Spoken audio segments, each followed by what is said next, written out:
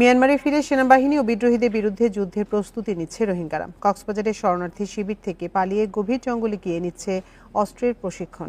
British সংবাদ মাধ্যম দি ইন্ডিপেন্ডেন্টের অনুসন্ধানী প্রতিবেদনে উঠে এসেছে এই তথ্য। রোহিঙ্গা প্রতিরোধ আন্দোলন মিয়ানমারের পাশাপাশি বাংলাদেশকেও নতুন সংকটে ফেলবে বলে শঙ্কা বিশেষজ্ঞদের। এই ঈদে জামা জুতো অ্যাক্সেসরিজের ডিসকাউন্ট।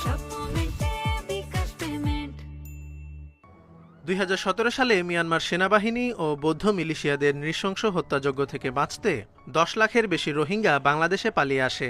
এর আগে ও পরে আরও অসংখ্য রোহিঙ্গা সীমান্ত পেরিয়ে বাংলাদেশে আশ্রয় নেয়। তবে গত কয়েক বছরে শরণার্থী শিবিরগুলোর অবস্থার ক্রমেই অবনতি হয়েছে। খাদ্য ও চিকিৎসা সহ নানা সংকটে ভুগছে রোহিঙ্গারা। এই সময়ে নানা অপরাধেও জড়িয়ে পড়ে তারা।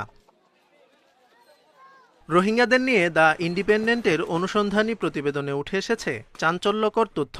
বুধবার প্রকাশিত ওই প্রতিবেদনে বলা হয়, মিয়ানমার ফিরে প্রতিরোধ গড়ার সিদ্ধান্ত নিয়েছে হাজারো রোহিঙ্গা। কক্সবাজারের কুতুপালং শরণার্থী শিবির থেকে পালিয়ে মিয়ানমারের গভীর জঙ্গলে গিয়ে যুদ্ধকৌশল শিখছে তারা। প্রতিবেদনে আরও বলা হয়, প্রতিরোধ যোদ্ধাদের প্রশিক্ষণ শুরু হয় ভোরে। দিনভর চলতে থাকে অস্ত্র চালনা, শারীরিক সক্ষমতা বৃদ্ধি এবং বিভিন্ন কৌশল আয়ত্তকরণ। সোশ্যাল মিডিয়া পরিচালনা ও নজরদারির প্রশিক্ষণও নিচ্ছে অনেকে।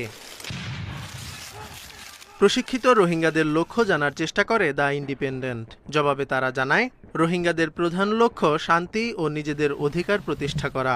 এ সময় নিজেদের ভূমি ফিরিয়ে আনতে যুদ্ধ করবে বলেও জানায় তারা।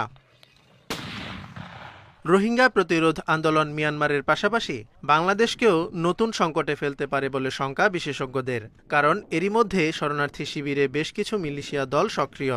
তাছাড়া যুক্তরাষ্ট্রের তহবিল কমে যাওয়ায় আরও বেশি শরণার্থী অস্ত্র হাতে নিতে বাধ্য হবে বলেও মত বিশেষজ্ঞদের। Zobayer Hossain, Independent news.